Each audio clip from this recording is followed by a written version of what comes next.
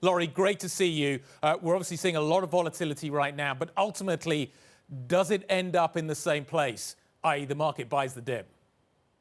I think so. I think it's a question of, how low it goes from here. Does it go lower from here? I wouldn't be entirely surprised if Friday turned out to be the lows.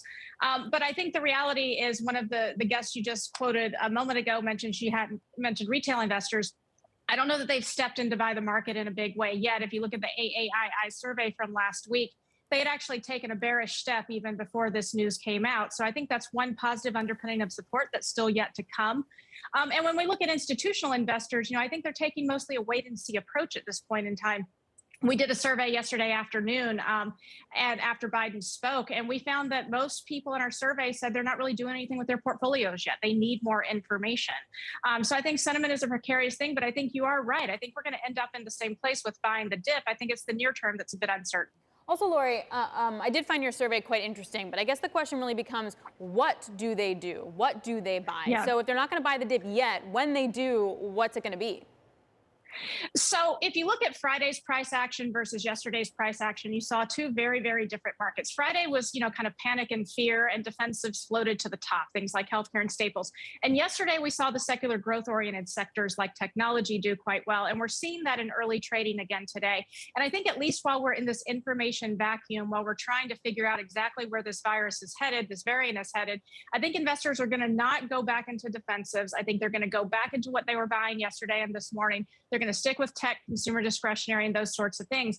And we saw actually really interesting tidbits of this in our survey. Among those who are actually doing something with their portfolios, and it's a minority, but it was sort of split between those who said they're buying secular growth and quality, around 20% of the survey respondents. And then there was another bunch, similar percent, that was buying cyclical. So you have a camp that's buying the dip, and they are split between whether or not they're buying aggressively or buying cautiously. My money is on cautious buying for at least the next 2 weeks. Laurie, we're going to hear from the Fed chair in just a moment, speaking on Capitol Hill. Do you think he's got the markets back? I think investors are confused about where the Fed is going. I mean, that's something we probed in our survey as well, just to figure out what the market's pricing in. And we found that almost half think that there's going to be no impact on the taper. In terms of hike, we found that there's a decent minority, around 20% or so, again, that think that hikes get pushed back.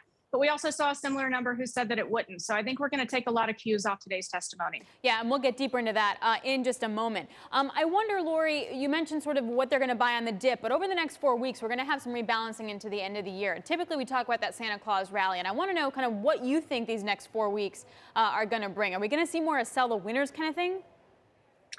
I think we're going to see people grow back into the longer term structural winners, which is going to be sort of the tech stocks, the internet stocks, some of those big kind of secular growth oriented consumer discretionary names. We've seen areas like energy and financials have quite a good year. I don't necessarily think that you're going to see people, kind of trying to buy some of those trades on very recent weakness. I think people are really going to be focused on just sort of the longer term stocks that they happen to like and look for safety in those kinds of names. I don't know if we'll see that kind of typical like leaders laggards trade like we normally see. What about the financials in all of this, Laurie?